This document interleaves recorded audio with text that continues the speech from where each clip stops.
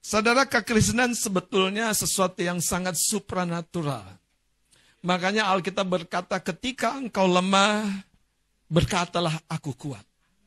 Ketika engkau miskin, bahkan berkata, engkau dalam keadaan kekurangan, berkatalah aku kaya. Karena ternyata saudara, kata-kata kita adalah sesuatu yang menentukan identitas kita. Itu sebabnya ketika kita membuat sebuah pengakuan yang salah, deklarasi yang salah, kita sebetulnya sedang memposisikan diri kita di alam rohani ini secara salah. Kitab Wahyu berkata apa? Bahwa perkataan kesaksian itu sesuatu yang akan, saudara, membuat kita mengalahkan musuh bersama dengan darah Yesus dan perkataan kesaksian. Saudara, engkau dan saya sekali lagi adalah makhluk yang tidak boleh diam. Makanya Tuhan selalu mengajak kita untuk memuji, menyembah Dia dengan segenap hati. Tuhan juga mengajak lewat firman-Nya untuk memperkatakan firman. Jangan lupa engkau memperkatakan kitab Taurat ini dalam Yosua 1:8. Saudara, dalam banyak kesempatan, mungkin beberapa orang melihat Pak Pendeta dipakai Tuhan. Pak Pendeta selalu luar biasa. Saya mau beritahu justru seringkali sebaliknya, saudara. Karena seringkali, saudara, apa yang membuat saya harus bangkit di tingkatan di mana biasanya saya sehat, itu justru ketika saya sedang dalam kelemahan secara fisik. Kalau kita lemah secara fisik, lemah secara jiwa, tapi roh Anda tidak menyala, habis kita. Habis betulan. Habis. Makanya kalau Anda dengar cerita saya ini, Tuhan seringkali dalam tanda kutip ya, mengelola penderitaan, aniaya, bully, fitnah, semua yang negatif dan tidak enak itu, justru untuk menjadi sebuah letupan nyala api di dalam batinmu, supaya rohmu kembali dihidupkan dan menyala-nyala. Dan ketika rohmu dihidupkan dan kembali menyala-nyala, Tuhan akan memanifestasikan pekerjaannya di dalam diri kita. Kitanya secara manusiawi terlalu lemah. Itu sebabnya waktu engkau merasa lelah, letih, ingat cerita rasul-rasul Tuhan di kota Filipi. Mereka apa? Tengah malam memuji menyembah Tuhan bukan dengan berbisik, tapi dengan berseru. Dengan berseru sampai tahanan-tahanan lain di dalam penjara itu. Karena Alkitab mencatat mereka ditahan di ruang yang paling dalam. Tapi ketika mereka berseru, saudara, ini di penjara bukan di gereja. Ini di penjara di mana tangan mereka, kaki mereka dipasung. Ini di penjara di mana mereka telah letih sepanjang hari pelayanan dan dipukul, disesah. Tetapi kelemahan fisik, dengerin baik-baik, itu tidak boleh Anda biarkan terus, saudara, merembes ke jiwamu dan ke batinmu. Kenapa? Karena kalau sudah di tahap seperti itu, saudara, Anda akan jatuh terkapar dan merasa Tuhan sepertinya tidak membela Anda. Anda dengar beberapa waktu yang lalu saya bilang ini, kalau Anda sendiri tidak menolong dirimu, kalau Anda sendiri tidak membangkitkan dirimu, bagaimana Tuhan bisa menolong dirimu? Bagaimana Tuhan bisa membangkitkan dirimu, saudara? Kalau kita sendiri tidak menguatkan kepercayaan kita, bagaimana kita melihat kuasa Tuhan selalu ada dan siap bekerja? Itu sebabnya Tuhan tidak pernah menjadikan kita, mencetak kita seperti robot. Kita harus kuat dalam keinginan kita untuk memuliakan Tuhan. Saudara, kita sudah belajar satu poin tentang hubungan untuk memanifestasikan berkat rohani yang sebetulnya sudah kita terima di dalam Yesus Kristus. Semuanya sudah kita terima. Tapi pertanyaannya bagaimana, saudara? Yang pertama tentang hubungan. Dan hari ini kita harus belajar satu poin yang tepat. Sangat-sangat tepat. ketika Anda tidak berdaya, ketika Anda sakit, ketika rasanya tidak ada kesempatan dan peluang, tetapi ketika will di dalam diri Anda, keinginan dalam diri Anda menyala untuk berseru kepada Tuhan, Dia pasti buka jalan, katakan amin. Orang dunia aja berkata, ketika ada keinginan, akan datang jalan, akan terbuka jalan. Karena itu, betapa seringnya orang-orang percaya, salah satu hal yang mereka tidak jaga, yaitu keinginan hati mereka. Nah, mari lihat dalam kitab 1 Samuel pasal yang pertama. Hal yang kedua yang menjadi kunci untuk kita mengalami manifestasi berkat rohani. Jadi hari ini adalah babak kedua, bagian yang kedua, manifestasi berkat rohani. Kita harus punya keinginan yang kuat. Keinginan yang bagaimana? Bukan keinginan yang orientasinya kedagingan kita. Tapi justru keinginan yang orientasinya, yang dilingkupi dalam pemikiran perasaan keinginan kita, supaya buah dari keinginan kita itu memuliakan Tuhan. Katakan amin. Haleluya. 1 Samuel pasal yang pertama, saudara. Kita akan lihat catatan cerita yang tidak asing sebetulnya buat kita. Ayat 6 mulai saya akan baca. Tetapi madunya selalu menyakiti hatinya, supaya ia gusar. Karena Tuhan telah menutup kandungannya. Demikianlah terjadi dari tahun ke tahun setiap kali Hana pergi ke rumah Tuhan. Penina apa? Menyakiti hati Hana, sehingga ia menangis dan tidak mau makan. Saudara, ayat 8 coba lihat. Lalu Elkana suaminya berkata kepadanya, Hana, mengapa engkau menangis dan mengapa engkau tidak mau makan? Mengapa hatimu sedih? Bukankah aku lebih berharga bagimu daripada 10 anak laki-laki? Haleluya. Ini suami yang cukup pede menurut saya. Ya, dia tahu nilai dirinya, saudara. Lebih berharga dari 10 anak laki-laki. Yang saya mau ceritakan, Hana, seorang wanita mandul. Dari tahun ke tahun dia dibully, diejek, direndahkan oleh istri muda dari suaminya Elkana. Tapi Hana ini bukan seorang yang gampang menyerah.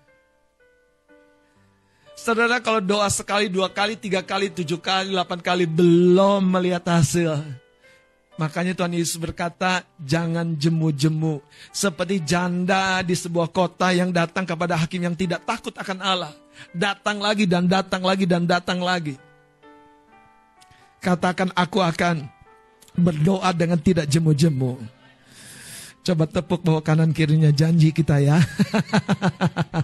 Yang enak kalau suami istri tuh langsung berasa, iya Pak benar. Saudara lihat ayat yang ke-9, pada suatu kali. Jadi ini sesuatu yang bukan kebiasaan Hana. Pada suatu kali, setelah mereka habis makan dan minum di Silo, berdirilah Hana sedang Imam Eli duduk di kursi dekat tiang pintu bait suci Tuhan. Dan dengan pedih hati ia berdoa kepada Tuhan sambil menangis terseduh-seduh. Kemudian bernazarlah ia, katanya, Tuhan semesta alam, jika sungguh-sungguh engkau memperhatikan sengsara hambamu ini, dan mengingat kepadaku dan tidak melupakan hambamu ini, tetapi memberikan kepada hambamu ini seorang anak laki-laki, maka aku akan memberikan dia kepada Tuhan untuk seumur hidupnya, dan pisau cukur tidak akan menyentuh kepalanya. Dan ayat 12, jangan berhenti, kita baca, saudara. Ketika perempuan itu terus-menerus berdoa di hadapan Tuhan. Saudara, sepenggal cerita ini, apa yang coba kita mau pelajari? Yang pertama, Hana bukan seorang wanita yang beruntung dalam konteks umumnya. Dia seorang yang beribadat, tahun demi tahun dia kebaktian, dia mencari Tuhan. Tapi Alkitab mencatat dia mandul. Hana bukan seorang ibu yang dapat bangga dengan keluarganya, dengan anak-anaknya, karena tidak seperti orang lain pada umumnya. Tapi Hana, yang menarik adalah, dia punya Tuhan yang menunggu, saudara. Berkat di dalam kandungannya itu akan manifest, akan menjadi nyata. Waktu keinginan Hana untuk memuliakan Tuhan itu begitu kuat.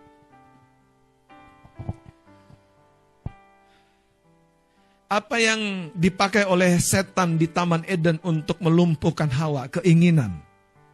Betul? Keinginan. Bagaimana keinginan Hawa dibelokkan dari ketaatannya kepada Tuhan, dan dia pengen coba-coba makan buah yang dilarang. Keinginan.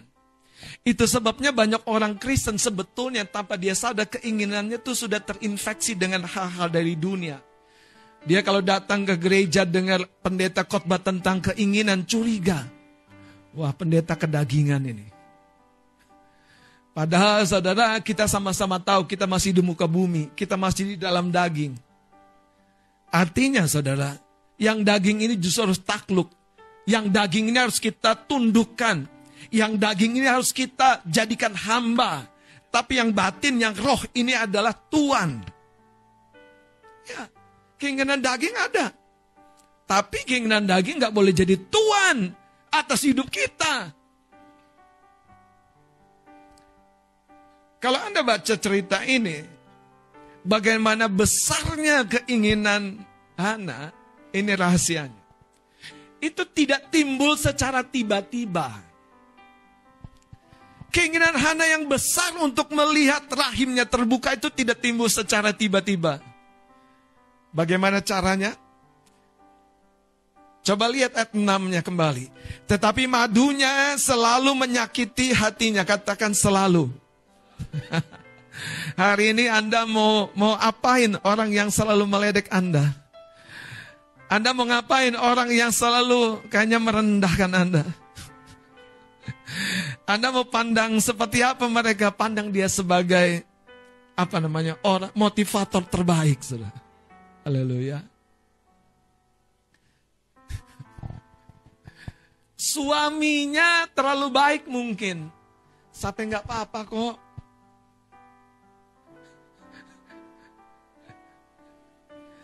Tapi saudara, entah bagaimana istri mudanya ini punya karakter dan sifat justru orang kebaktian kan pengennya damai sejahtera ya.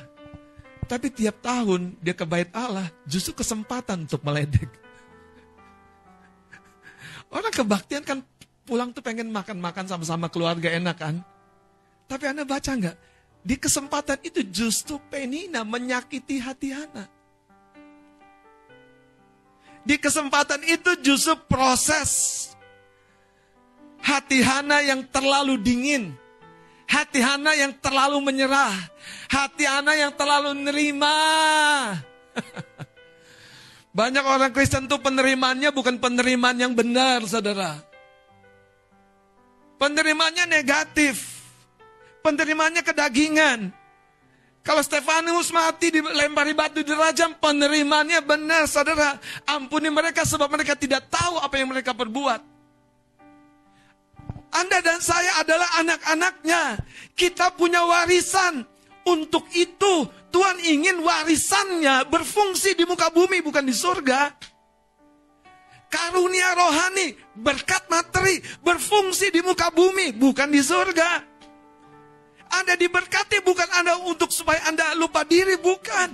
Tapi Anda diberkati supaya tangan Anda, seperti kitab Ayub 29 berkata, dapat terulur bagi orang yang menderita. Bagaimana orang sakit, orang lemah tidak berdaya mau menjadi tangan terulur untuk membangkitkan orang yang sakit. Kalau Anda berkata sakitku dari Tuhan, coba periksa lagi bagaimana Anda mendasari keyakinan Anda. Jangan-jangan kita tidak tahu bahwa setan selama ini sudah menipu kita. Kalau Anda berkata kemiskinanku dari Tuhan, wah ini yang mengerikan, saudara. Ya aku ini sedang pikul salib, itu salib yang dari Tuhan atau dari mana, saudara? Haleluya.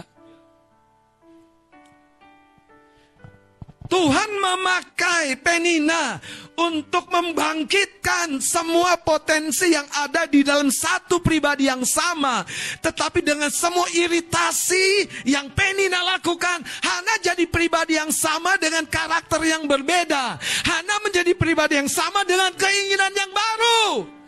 Saya mau bertanya kepada Bapak Ibu Saudara, anak-anak muda, apa keinginanmu yang baru di akhir tahun ini? Apa tujuanmu? Apa greget jiwamu?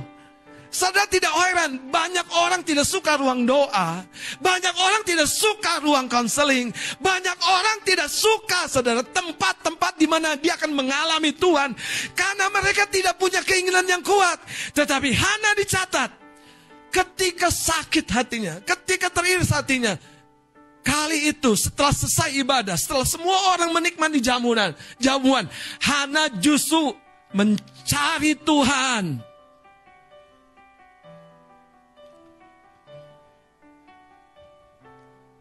Kenapa kita menjauh, saudara? Kenapa kita memilih, saudara, untuk menikmati kedagingan kita? Hanya nongki-nongki. Istilah anak muda. Kalau ditanya kemana, lagi ada kerjaan, lagi ada project, lagi ada order, lagi ada meeting, lagi ada semuanya. Sebetulnya saya nggak ada masalah sih kalau Bapak Ibu Saudara sekali-sekali tidak hadir hari Minggu. Tapi kalau alasannya bangunnya telat,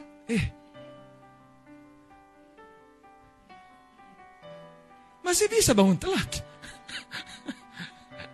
Kalau alasannya Bapak Ibu Saudara pulangnya kemalaman, jadi bangunnya nggak bisa pagi.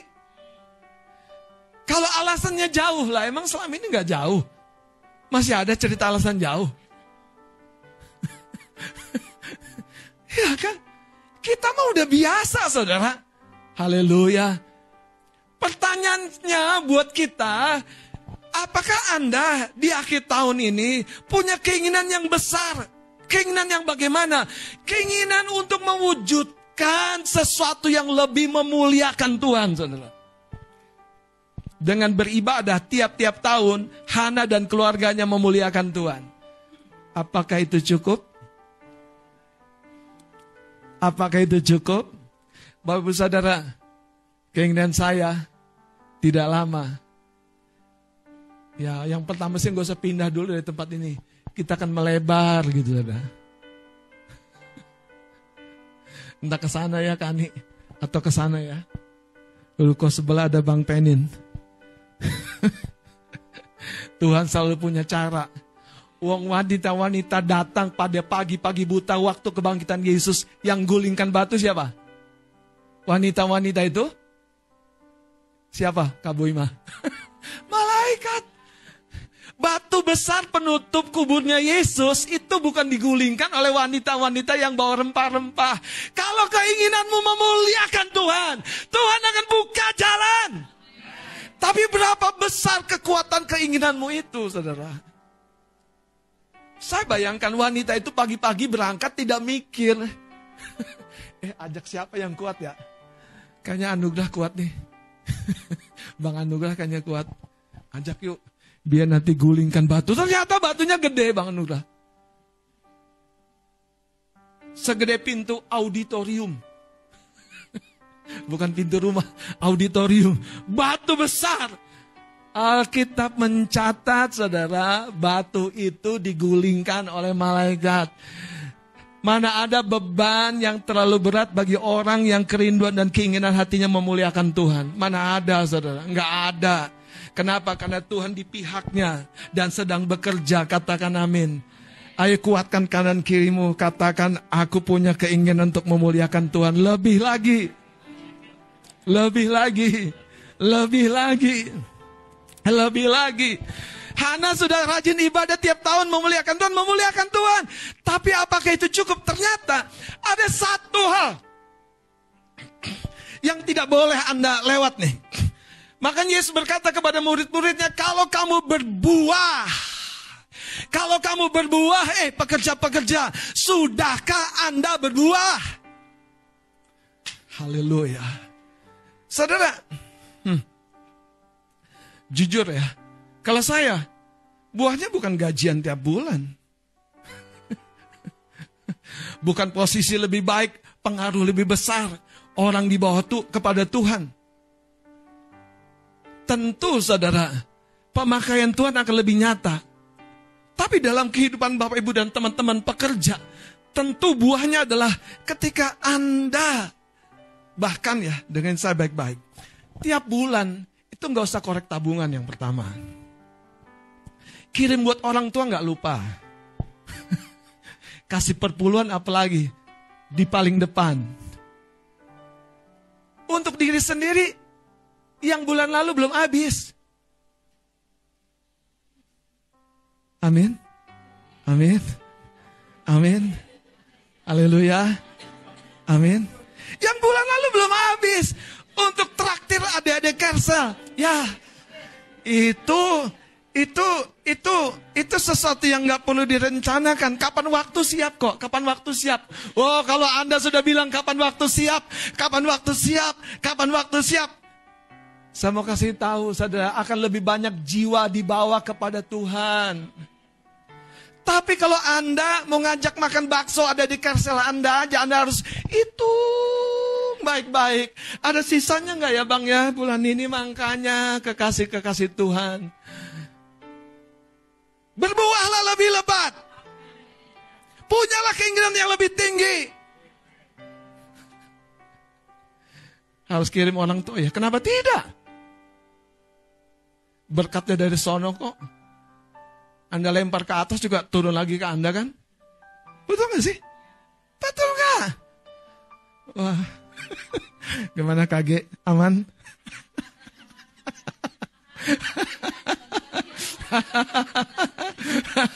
Ya. Saya mau kasih tahu saudara, kalau Anda memberkati pemimpin, dengerin saya, ini rumusnya. Tidak ada satu berkat yang Anda lemparkan kepada pemimpinmu yang mendoakanmu, yang menjagamu, yang merawatmu. Tidak ada satu berkat yang Anda lepaskan. Anda cuma kirim pulsa aja, dengerin saudara dengan saya. Tidak pernah dilupakan dan tidak dibalas oleh Tuhan.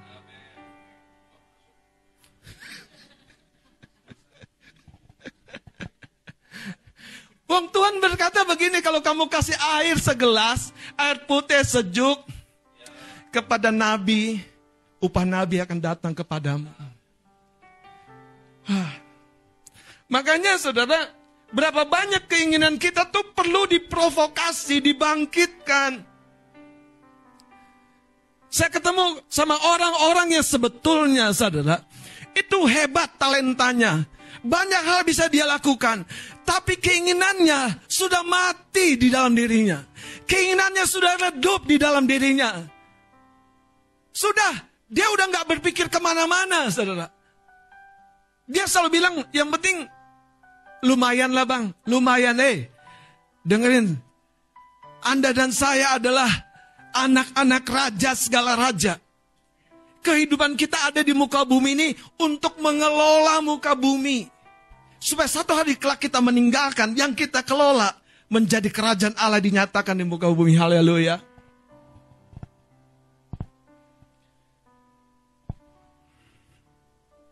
Ayat 7 coba lihat saudara.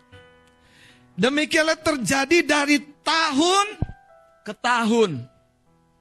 Dari tahun ke tahun. Setiap kali Hana pergi kemana? Pergi kemana? Pergi jalan-jalan kali, bukan ke rumah Tuhan. Kok ke rumah Tuhan selalu pulangnya sakit hati?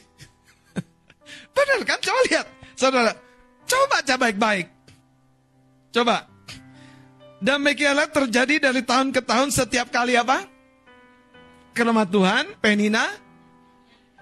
Sehingga ia menangis dan haleluya. Makanya yang menangis bukan akan dihiburkan. Yang menangis akan melihat dan mengalami Tuhan. Betul. Jangan cari sebatas penghiburan manusia. Sabar ya. Saya selalu kasih tahu, kalau pahlawan lagi berduka, jangan ditepuk bahunya, jangan diusap, biarkan dia. Anda jangan lakukan dia seperti orang kemarin sore menghadapi penderitaan. Iya, beneran. Beneran. Makanya kalau saya lagi berduka nggak usah ditepuk. Kalau saya lagi 7 kali nggak apa-apa, biarin. Buat Pak Gembala itu nanti akan menjadi obat pembangkit kekuatan di dalam dirinya. Saya punya lawan yang terus menerus saya harus lawan tiap-tiap pagi kalau saya bangun pagi menyembah. Yang namanya hidung saya itu sensitif, saudara. Ngocor kalau tiap pagi, bukan flu. Dan kalau sudah kena AC terlalu lama, bisa jadi seperti flu. Saya sampai di sini, saudara, darah ini udah kayak nggak mengalir, lemas. Cuman saya pikir ini kesempatan nih. Kalau badan lagi begini, kita harus hajar dia. Kekuatan di dalam dirimu akan mengundang kekuatan Tuhan. Kekuatan yang mana? Keinginan untuk memuliakan Tuhan. Hana bukan berdoa hanya sebatas ingin anak. Hana berdoa untuk satu. Lihat baik-baik, perhatikan saudara. Karena beda sekali ayat yang ke-11. Kemudian bernazarlah ia katanya, Tuhan semesta alam, jika sungguh-sungguh kau memperhatikan sengsara hambamu ini dan mengingat kepadaku dan tidak melupakan hambamu ini, tetapi apa? Memberikan kepada hambamu ini seorang. Apakah berhenti di situ? Ternyata Hana berkata begini. Maka pertanyaannya setelah kau minta blessing dari Tuhan yang materi. Pertanyaannya ketika kau minta peluang, minta sesuatu yang lebih besar. Setelah itu bagaimana? Hana tidak berhenti. Hana berkata, maka aku akan memberikan dia kepada Tuhan. Saudara, pada masa itu anak-anak Imam Eli tidak jadi pelayan Tuhan yang benar. Hana melihat, Hana membidik, ada kebutuhan di rumah Tuhan. Butuh satu orang yang berbeda. Anda tahu, Hana tidak sembarangan minta anak-anak laki-laki dan diberikan kembali ke rumah Tuhan. Hana tahu kebutuhan kerajaan Allah. Hana tahu kebutuhan surga. Itu sebabnya waktu dia berdoa, dia bergumul dengan keinginan yang sangat kuat.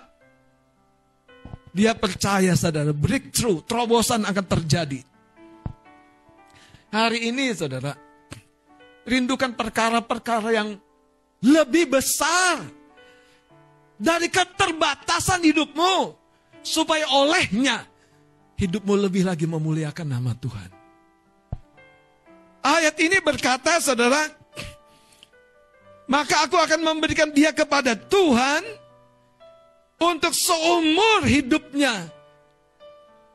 Samuel dari sejak belum Hana rasakan di dalam rahimnya, telah dipersembahkan, dinazirkan, jadi seorang yang terpisah untuk Tuhan. Dan dikatakan pisau cukur tidak akan menyentuh kepalanya. Saudara, yang pertama untuk kita melihat manifestasi berkat rohani, berkat yang di dalam diri kita, berkat rumah tangga, berkat seorang pekerja, seorang pegawai. Berkat seorang pekerja, seorang pegawai, Anda bisa baca cerita tentang Yusuf. Dikenan oleh atasan, diberkati, naik lebih lagi. Jadi orang yang semakin tinggi dipakai oleh Tuhan. Kiranya dimulai dari sebuah keinginan, kesadaran, kekuatan yang di dalamku ini harus pecah.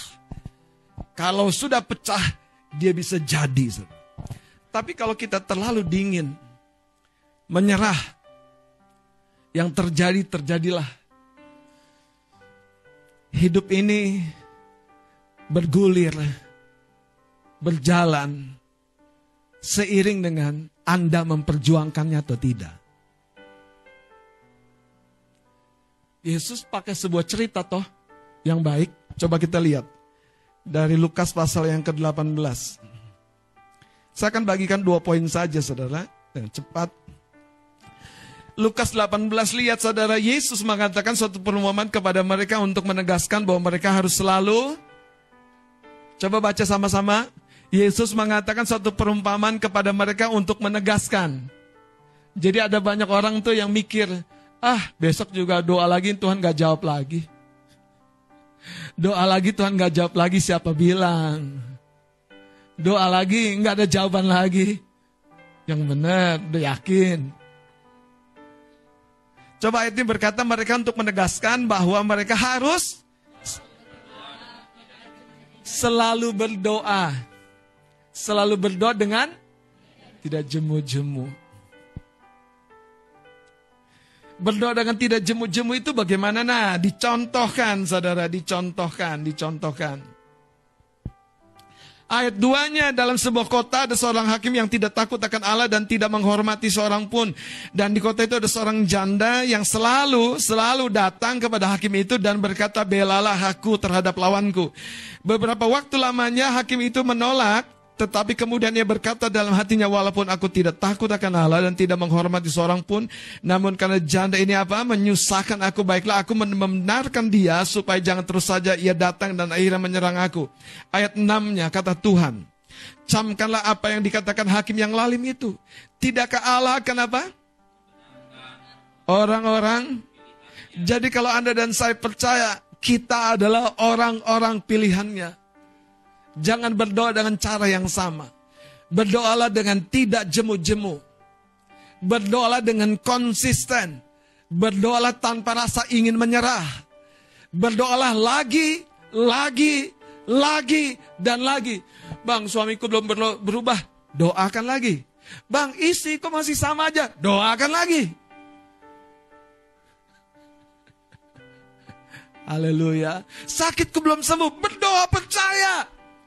Kenapa saudara? Yang menarik adalah ketika engkau dan saya tekun berdoa dengan tidak jemu-jemu, sebetulnya bukan sekedar doanya, tapi engkau akan membangun sebuah keterhubungan yang lebih dalam lagi dengan dia. Katakan, aku tidak akan menyerah. Hal yang kedua saudara, mari kita lihat. Yang pertama, keinginan yang kuat untuk memuliakan Tuhan. Yang kedua, ini yang tidak kalah penting Anda harus perhatikan, yaitu ruang tumbuh. Banyak kita ingin menghasilkan sesuatu yang baru, tapi ruang tumbuhnya tetap sama. Ruang tumbuhnya sesuatu yang meninabobokan kita. Ruang tumbuhnya sesuatu yang membuat Anda begitu-begitu aja. Apa yang saya maksudkan? Saya harus membangun ruang tumbuh Anda. Ini bicara sesuatu yang mendatangkan pengaruh untuk maju, pengaruh untuk belajar lagi, pengaruh untuk melihat lebih luas lagi. Dan oleh semuanya itu, sekali lagi saudara, hidupmu akan berbuah lebat. Amin. Lukas pasal 13, ini satu cerita tentang perumpamaan tentang pohon ara yang tidak berbuah. Ayat yang ke-6. Lukas 13 ayat 6, boleh Mas Adit bantu baca? Lukas 13 ayat ke-6, perumpamaan tentang pohon ara yang tidak berbuah. Lalu Yesus mengatakan perumpamaan ini. Seorang mempunyai pohon ara yang tumbuh di kebun anggurnya. Dan ia datang untuk mencari buah pada pohon itu, tetapi ia tidak menemukannya. Terus? Lalu ia berkata kepada pengurus kebun anggur itu. Saudara perhatikan, sang pemilik kebun berkata kepada pengurus kebun itu. Ayat 7 lanjut. Sudah 3 tahun aku datang. Mencari buah pada pohon ara ini. Jadi saudara, pemilik kebun, pemilik hidup kita, mencari buah. Bukan sekedar mencari eksistensi. Aku melayani Tuhan kok. Tuhan, aku giat bekerja. Pertanyaannya, di dalam semua itu ada buah enggak? Ya. Lanjut. Dan aku tidak menemukannya. Tebanglah pohon ini. Untuk apa ia hidup di tanah ini dengan percuma? Saudara, Tuhan sebetulnya sedang menyampaikan sebuah cerita tentang orang-orang yang hidup secara agamawi. Mereka kelihatannya eksis. Mereka kelihatannya berjubahkan sesuatu yang suci kudus. Mereka sepertinya hadir di rumah Tuhan. Tapi hidupnya tidak berbuah dan tahun demi tahun Yesus mencari buah, tapi sayang tidak didapatkan. Ayat 8 dan 9 ini mengungkapkan ternyata Ada sesuatu yang salah. Ada sesuatu yang berbeda di ruang tumbuh pohon ara ini. Saudara, sekali lagi izinkan saya untuk mendorong Anda, untuk membangkitkan semangat Anda, untuk menaruhkan keinginan yang lebih tinggi memuliakan Tuhan, saudara. Sayangnya pengurus kebun anggur ini, yang di dalam kebun anggur itu ada satu pohon ara, tidak peduli dengan pohon ara yang tidak berbuah. Saya nggak mungkin nggak peduli hidup Anda nggak berbuah. Saya tidak mungkin. Saya tidak mungkin. Saya tahu, saudara. Saya tahu. Yang luar biasa adalah, ini bukan tentang saya, tapi tentang kehendak Tuhan terjadi dalam hidup kita. Haleluya. Lihat sekarang, baca bersama-sama ayat 8 dan 9. Kita baca sama-sama ayat 8 dan 9. 2, 3. Jawab orang itu, Tuhan, biarkanlah dia tumbuh tahun ini lagi. Aku akan mencangkul tanah sekelilingnya dan memberi pupuk kepadanya. Mungkin tahun depan ia berbuah. Jika tidak, tebanglah dia. Ayat 8 berkata, luar biasa ya, Tuhan, biarkanlah dia tumbuh tahun ini lagi. Tahun-tahun dalam hidup kita harusnya menjadi tahun berbuah. Tetapi kenapa tidak berbuah? Ternyata ada sesuatu yang belum dilakukan oleh pengurus kebun anggur itu. Coba ayat ini mencatat begini, aku akan apa? Mencangkul tanah sekelilingnya. Bukankah ini bicara tentang hatimu digemburkan? Pemikiranmu di-extend, diperluas. Bukankah ini berbicara, ayo kita dimuridkan. Ayo kita ada di dalam sebuah kersel. Ayo kita terhubung. Kita ada di dalam ruang tumbuh yang mendorong kita maju dan berbuah. Katakan haleluya. Saudara, makin engkau dilawat kasih Tuhan, tidak mungkin engkau tidak mendoakan orang tuamu untuk mengalami kasih Tuhan. Tidak mungkin. Tidak mungkin, saudara. Makin kita diberkati, kita dijamah Tuhan, tidak mungkin orang itu biasa-biasa sama pasangannya.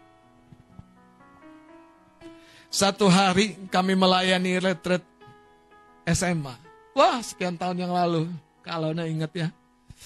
Ada seorang penjaga sekolah yang menjaga dan mendampingi anak-anak SMA tersebut lagi retret. Anak-anak retret. Si penjaga sekolah ini ikutan dengar firman Tuhan. Hatinya dijamah. Ibu gembala menghampiri selesai sesi. Dilayani. Dan dilawat Tuhan. Ngalami kasih mula-mula.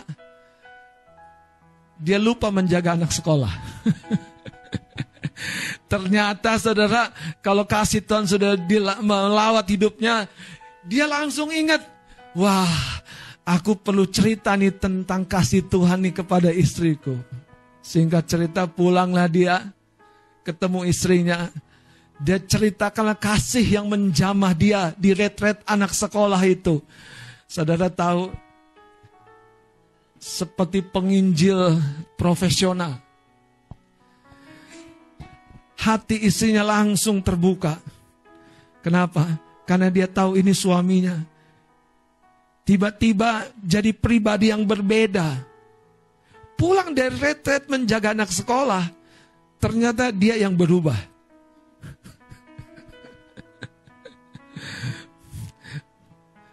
Dan singkat cerita saudara, dia bersaksi dan dia melayani istrinya terima Tuhan Yesus. Saya ingat sekali waktu di Cengkareng itu kami kunjungan. Rumahnya bedeng, betul-betul bedeng. 1,5 meter kali 1,5 meter kali. Dan temboknya itu bilik ditempel spanduk-spanduk. Tapi kalau kasih Tuhan sudah melawat, beda saudara. Beda banget. Dari Cengkareng itu dipindahkan, kami pindahkan ke Pondok Cabe. Jadi tetangganya Kak Lina, si bau itu. Satu deret kontrakannya. Wah, makin bertumbuh sampai sekarang. Saudara, Tuhan melawat Bapak Thomas dan Mbak Eti ini.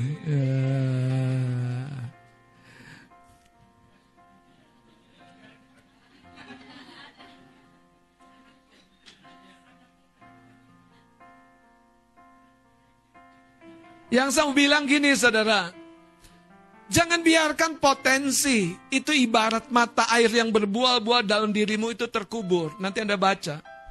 Karena Filistin itu gambaran roh dunia yang mengubur hidupmu jadi biasa. Udah cukup, udah kerja.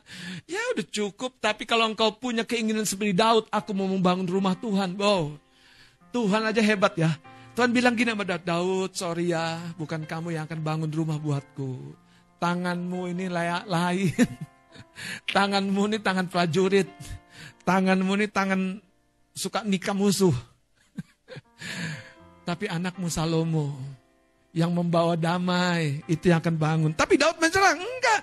Dia sediakan semua persiapan untuk pembangunan rumah Allah. Saya mau beritahu saudara, orang-orang yang hatinya digoncang seperti Hana digoncang oleh Penina, bangkit keinginannya untuk memuliakan Tuhan loh. Untuk hidup memuliakan Tuhan lebih lagi. Itu ajaib loh. Tuhan tidak pernah pandang sebelah mata. Tidak pernah. Coba lihat, perhatikan cerita ini saudara.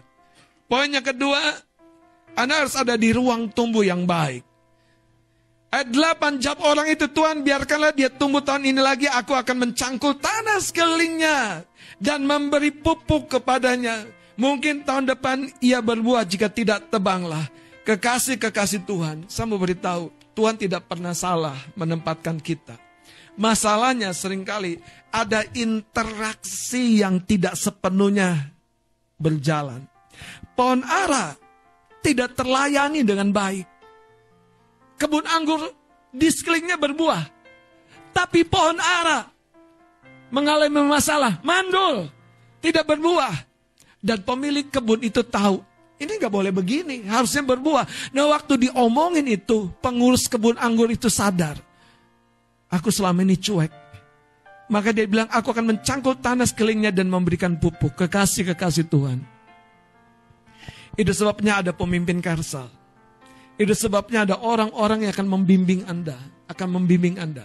Dan olehnya saya percaya, tidak satu orang pun di tempat ini yang tidak akan berbuah. Katakan amin. Satu bagian ayat dari Kejadian pasal yang ke-26 dan kita akan berdoa saudara.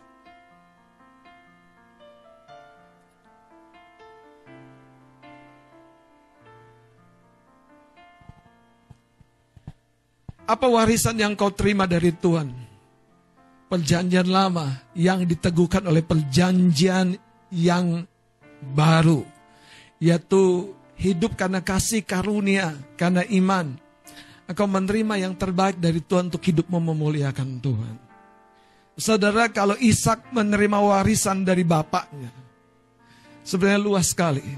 Tapi salah satu ekspresinya, salah satu manifestasinya yang saya mau bacakan. Lihat saudara. Ayat yang ke-12, Kejadian 26. Maka menaburlah Ishak di tanah itu dan dalam tahun itu juga ia mendapat hasil 100 kali lipat sebab ia diberkati Tuhan. Kita sudah belajar Ishak diberkati Tuhan, tapi bagaimana berkat itu bisa manifestasi menjadi sebuah perwujudan yang nyata ketika dia menabur di tahun itu, di tanah itu dalam ketepatan, dalam keakuratan. Dia mendapat hasil 100 kali lipat. Berkat Tuhan menjadi nyata. Dan saudara ayat 13-nya, ini cuma dampak sampingan, bukan yang kita kejar. Jangan salah ya. Ini bukan yang kita kejar. Lihat ayat 13-nya. Dan orang itu menjadi kaya. Akibat, betul kan? Akibat apa? Akibat dia bekerja sungguh-sungguh, akibat dia menabur dengan baik. Ada sesuatu yang makin melimpah, dikatakan menjadi kaya, bahkan kian lama kian. Bahkan ia menjadi sangat kaya.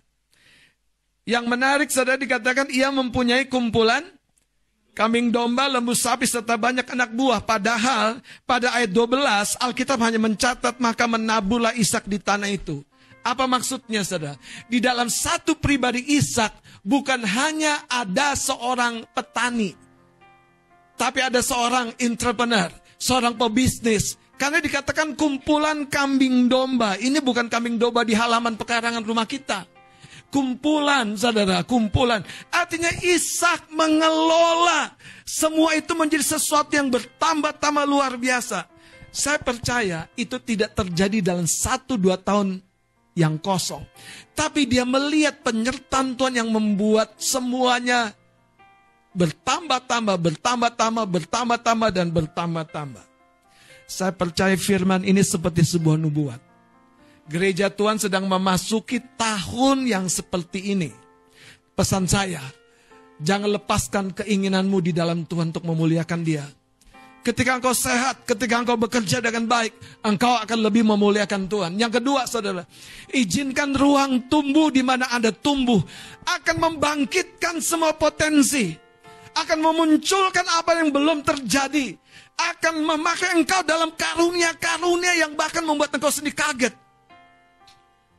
Tuhan belum berhenti bekerja, amin. Mari bangkit berdiri, salami kanan kirimu, katakan Tuhan belum berhenti bekerja dalam hidupmu dan hidupku.